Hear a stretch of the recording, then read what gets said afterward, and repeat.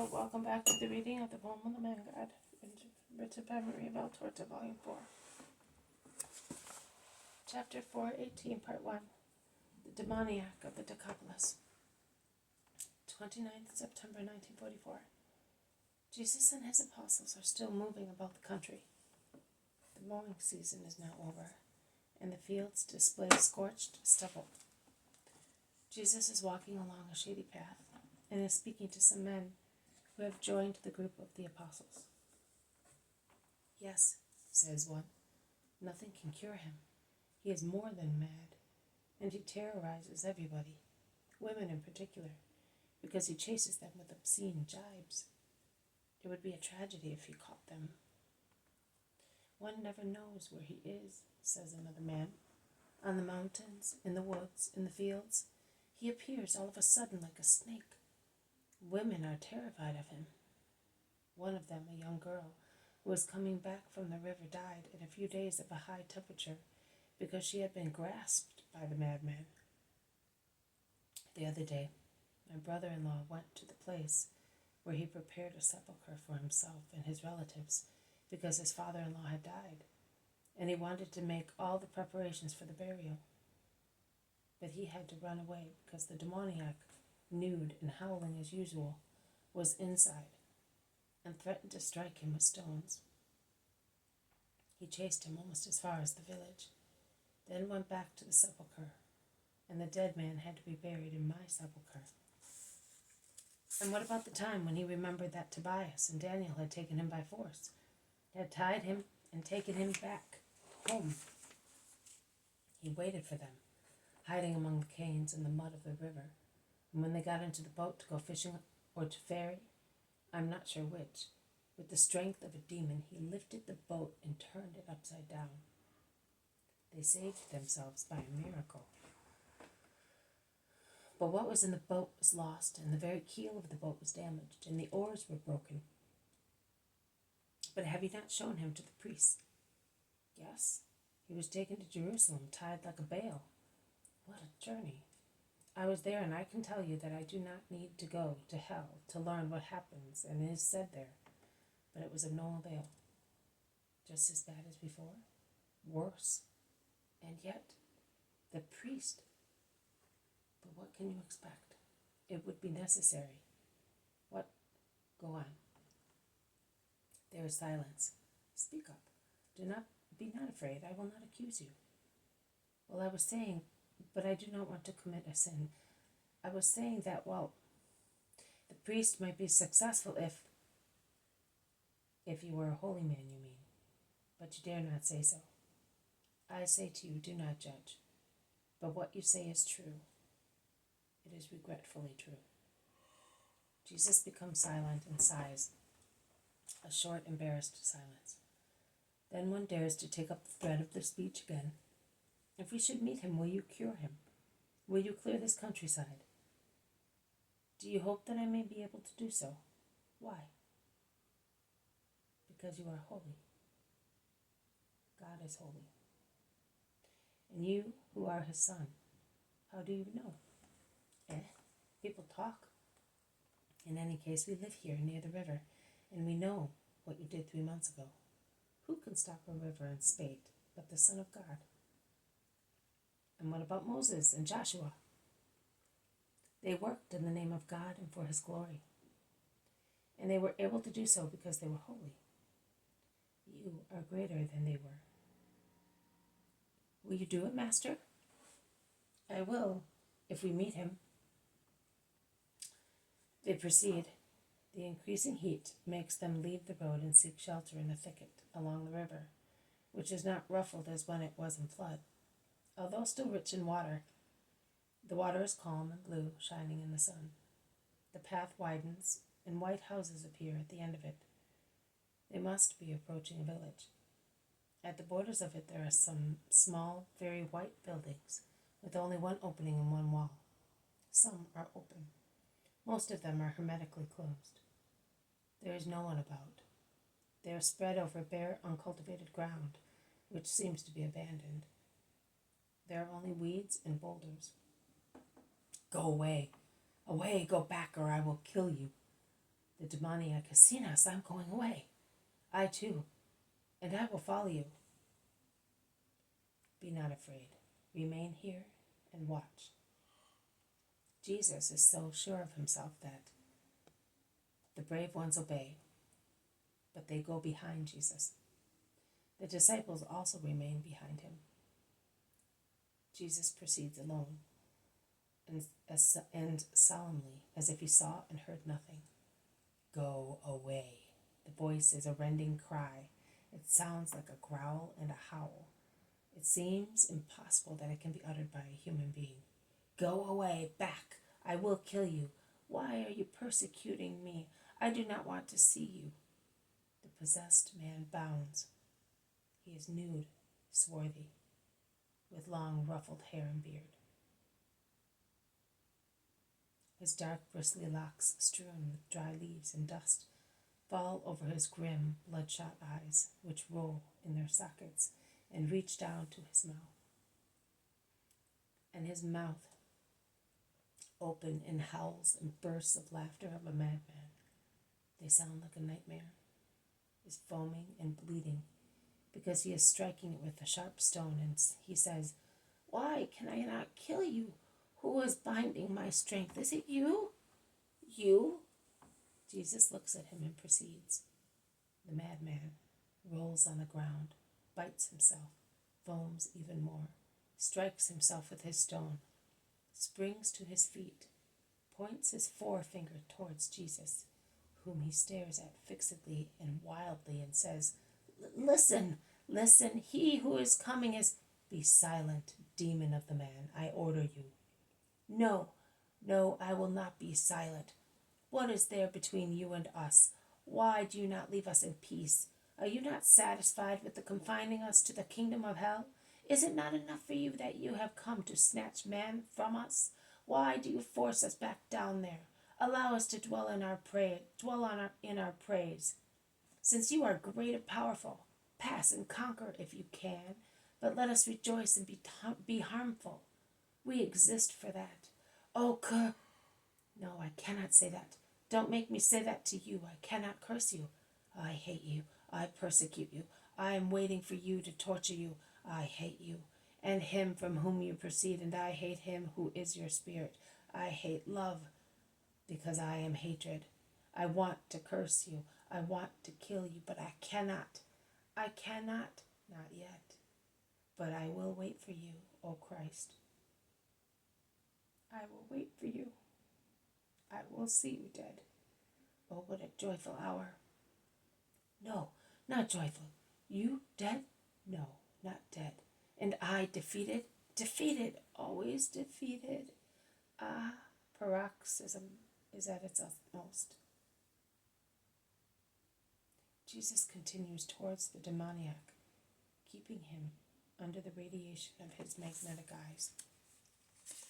Jesus is now all by himself. The apostles and the other people have remained behind. The people are behind the apostles, who are at least 30 meters from Jesus.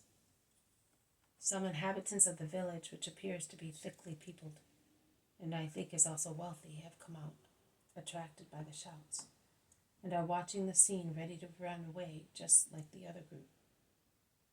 So the scene is as follows.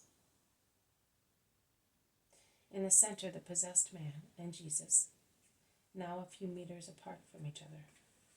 Behind Jesus, to the left, the apostles and the people of the country. On the right-hand side, behind the demoniac, the citizens. Jesus, after ordering the demon to be silent, has not spoken anymore. He only stares at the demoniac. But now he stops and raises his arms. He stretches them towards the possessed man and is about to speak. The man's cries are now dreadful. He writhes. He jumps to the right, to the left, upwards. He looks as if he wanted either to run away or hurl himself upon Jesus, but he cannot. He is riveted there, and apart from his writhing, he can make no other movement. When Jesus stretches out his arms, his hands extended as if he were taking an oath. The madman howls louder, and after cursing, laughing, and swearing, he begins to weep and implore. No, not in hell. Don't send me there. My life is dreadful even here, imprisoned in man, because I want to travel through the world and tear your creatures to pieces. But not there. No, no, leave me outside. Come out of him. It's an order. No. Come out. No. Come out. No. In the name of the true God, come out. Oh, why do you defeat me? But I am not coming out. No, you are the Christ, the Son of God, but I am... Who are you? I am Beelzebub, the master of the world, and I will not surrender. I defy you, O Christ. The demoniac becomes motionless, all of a sudden, stiff, almost dignified, and stares fixedly at Jesus with phosphorescent eyes, hardly moving his lips to utter unintelligible words, and making light gestures with his hands near his shoulders and his elbows bent. Jesus also has stopped, with his arms folded over his chest. He gazes at him. Jesus also moves his lips lightly, but I cannot hear any word. The people present are waiting, but they do not agree with one another. He cannot do it. Yes, the Christ will now succeed. No, the other one is winning. He is strong. Yes, he is. No, he isn't. Jesus opens his arms. His face flashes command. His voice sounds like thunder. Come out. For the last time, come out, O Satan. It is I who command. Ah! It is a very long cry of never-ending torture. Not even a man slowly pierced by a sword would yell thus. And the cry ends in words. I am coming out. Yes, you have defeated me, but I will avenge myself. You were driving me away, but there is a demon beside you, and I will go into him and possess him, investing him with my full power, and no order of yours will be able to take him away from me. In every age, in every place, I, the author of evil, procreate sons for myself. And as God procreated himself by himself, I procreate myself by myself. I conceive myself in the heart of man, and he gives birth to me. He gives birth to a new Satan, who is he himself, and I rejoice having so many children. You and men will always find those creatures of mine, who are as many Satans. I am going, O Christ, to take possession of my new kingdom, as you wish, and I leave you, this poor wretch, whom I maltreated, in his place, as I am leaving him to you, the alms of Satan to you, God. I will take 1,000 and 10,000 now, and you will find them when your body is lurid tatters, will be given as a plaything to dogs. And I will take 10,000 and 100,000 in future centuries to use them as an instrument for me and a torture for you. Do you think that you will win by raising your sign? My followers will knock it down, and I will be the winner. Ah, it is not true that I will win, but I will torture you both in yourself and in your followers. A loud crash, like thunder, is heard, but there is neither flash of light nor rumbling of thunder, only a sharp, lacerating crack. And as the demoniac falls like a dead body to the ground and remains there, a huge tree trunk collapses near the apostles, as if it had been cut about 1 meter from the ground by a saw working as quickly as lightning. The apostolic group moves away just in time, while the local people run away. Jesus, who has bent over the prostrated man and has taken him by the hand, turns round, still stooping, and with the hand of the cured man in his own, he says, "Come, be not afraid." The people approach timorously. "He is cured. Bring a garment." A man runs away to fetch one. The man comes round slowly. He opens his eyes and meets Jesus's. He sits up. With his free hand he wipes out perspiration, blood and foam. He pushes his hair back and looks at himself. When he realizes that he is nude in the presence of so many people, he feels ashamed. He crouches and asks, "What happened? Who are you? Why am I here, nude?" "Nothing, my friend. They will now bring you some clothes and you will go back home." "Where have I come from? And where are you from?" He speaks with the faint, tired voice of a sick person. "I come from the Sea of Galilee." "And how come you know me? Why are you helping me? What is your name?" Some men arrive with a tunic, which they put on the man cured miraculously. And an old woman arrives weeping, and she presses the cured man to her heart. "Son, mother, why did you leave me for such a long time?" The old woman weeps even more, and kisses and caresses him. Perhaps she would speak more words, but Jesus dominates her with his eyes and inspires her with more pitiful ones. "You have been so ill, son.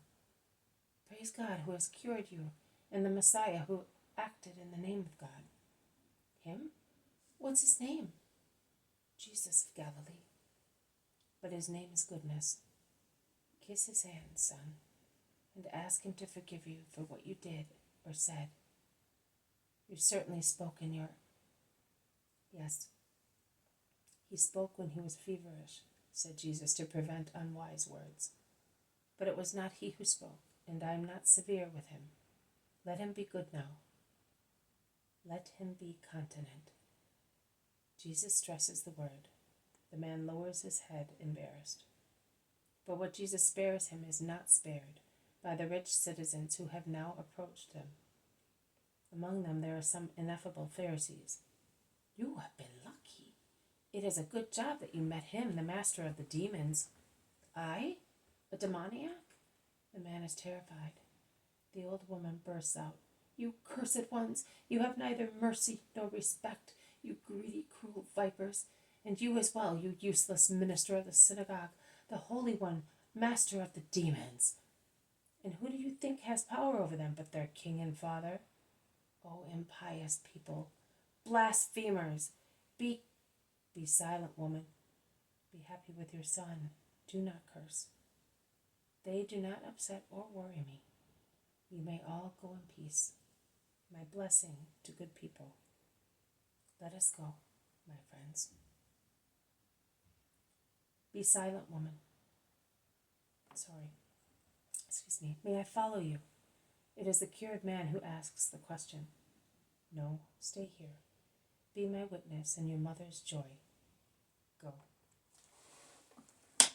This has been a reading from the poem of the Man God, written by Maria Valtorta, Volume 4, Chapter 418, Part 1, The Demoniac of the Decapolis.